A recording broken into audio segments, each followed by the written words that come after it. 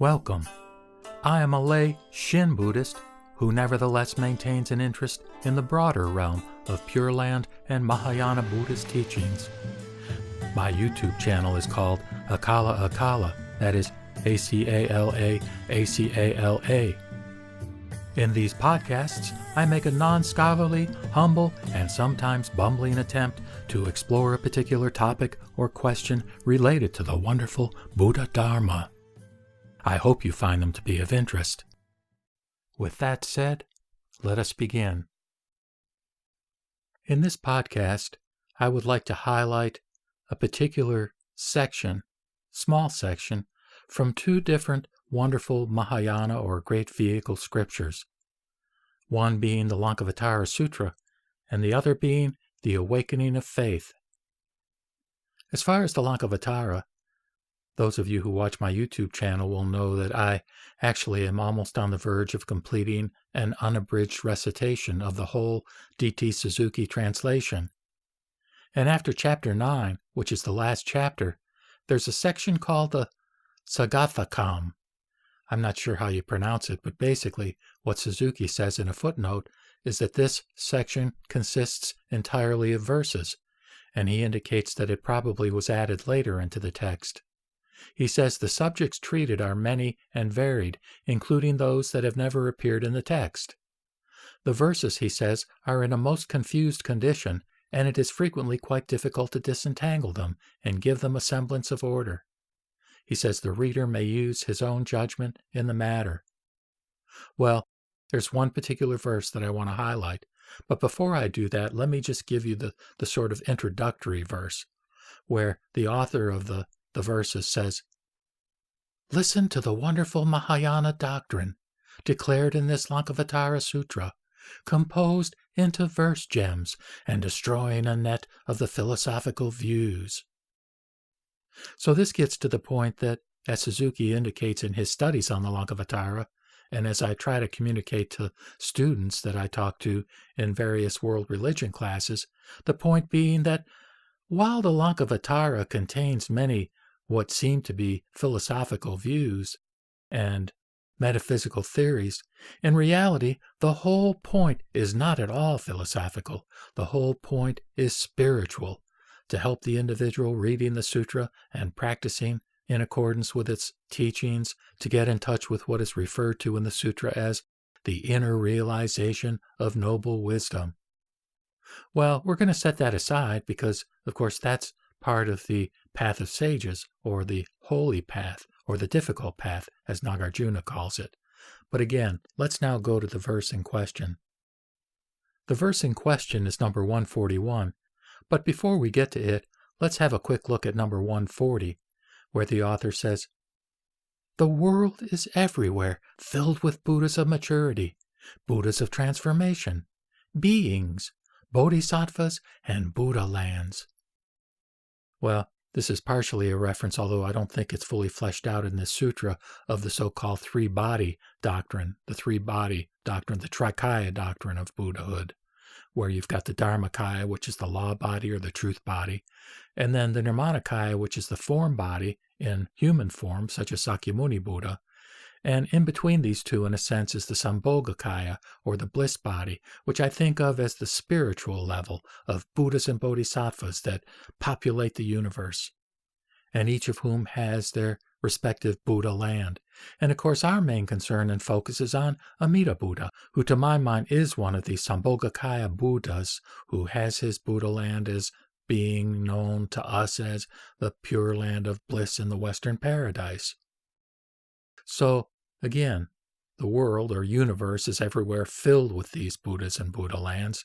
And then in verse number 141, the author says, "The issuing Buddhas, Dharma Buddhas, transformation Buddhas, and those that appear transformed, they all come forth from Amitabha's land of bliss." So, in that sense, from a Pure Land Buddhism perspective, we think of, or at least I do, all these various Buddhas and Bodhisattvas, not just those at the spiritual level, but also those at the Nirmanakaya or form body level, the transformation Buddhas that come into the world to help teach us, to liberate us from our suffering. All these various Buddhas, to my mind, are emanations from Amitabha Buddha, or the Buddha of infinite light, also known as Amitayus Buddha, the Buddha of infinite life, or as we say in our Nembutsu, Amida Buddha, Namo Amida Butsu. I think of them as emanations, and of course they all emanate from the Dharmakaya, but we can't really pin down or describe the Dharmakaya or the truth body or the law body or reality as it is. We can't describe that in any terms whatsoever. No concepts, no words. So we kind of take it at the next level, which would be Amida, who in some sense most fundamentally consists of wisdom and compassion. And of course his compassion is characterized by that most wonderful emanation, namely Kuan Yin Bodhisattva, or Avalokiteshvara, the regarder of the cries of the world, who we learn about in chapter 25 of the Lotus Sutra, and who is adored and worshipped throughout all countries and lands where Buddhism thrives. So now let's turn to the awakening of faith, which was attributed to Asvaghosha, and this particular version was translated by Yoshito Hakeda and was published by Columbia University Press. At the beginning of the preface, there's an indication that the awakening of faith is one of the basic texts of Mahayana Buddhism used by most of its major schools. And they indicate that the popularity of the text in East Asian Buddhism is well attested by numerous works written on it throughout the ages in China, Korea, and Japan. What I have found with the awakening of faith in terms of my own sort of take on it, my own perspective, is that it's much different than many of the Mahayana sutras in the sense it's not at all fantastical in terms of, describing these sort of very elaborated scenes and by giving, numerous parables, sort of less direct forms of communicating the Buddha Dharma. Rather than that, in the introduction, they say, the work is a comprehensive summary of the essentials of Mahayana Buddhism, the product of a mind extraordinarily apt at synthesis. It begins with an examination of the nature of the absolute, or enlightenment, and of the phenomenal world, or non-enlightenment, and discusses the relationships that exist between them. From there it passes on to the question of how may man transcend his finite state and participate in the life of the infinite while still remaining in the midst of the phenomenal order. It concludes with a discussion of particular practices and techniques that will aid the believer in the awakening and growth of his faith. So what I want to do then, in terms of the little snippet I want to highlight, is to go to the end regarding one of the practices and techniques that the awakening of faith recommends. And I do want to acknowledge that there is some indication where we see a reference to Amida and the Pure Land, that this may have been an add-on, just as in some ways that sort of verse from the Lankavatara may have been an add-on. But the fact that these faith-oriented Pure Land elements have been added on is not arbitrary. It's related, in my opinion, to the fact that there were tens of millions of Buddhists who followed the Pure Land path, that was the easy path that really was and still is available to the largest number of people in our Saha world. In any case, this section of the Awakening of Faith, and by the way, I hope you can excuse the sort of gender bias in this translation where it's consistently referring to he or man or men or whatever, that, we can sort of transpose that in our own mind to reflect a broader sort of gender-free way of expressing it if we wish.